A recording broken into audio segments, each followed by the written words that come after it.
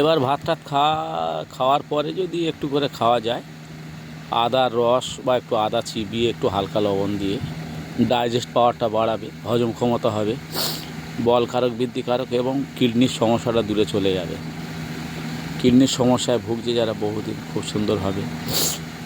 আর এই আদার রস কী করে, ডাইজেস্ট, হজম ক্ষমতা বাড়ে, পেট থেকে 135টা রোগ তৈরি হয়। আর পেট যদি ভালো হয়, স্টোম্যাক যদি ভালো থাকে, তাহলে সারা শরীর, অল বডি আর কুলিন, হার্ট ঠান্ডা, নার্ভ ঠান্ডা এবং ব্রেন ঠান্ডা। Long life of liver, long life of kidney, long life of lungs, long life of heart ভালো থাকবে। আমরা আদা বলি, আদাকে আমরা তুচ্ছ করি বা কোনো গুরুত্ব করি না, সচরাচর বাজারে দেখি, কিন্তু এই আদা এমন একটা জিনিস, আদার গুরুত্ব অপরিসীম।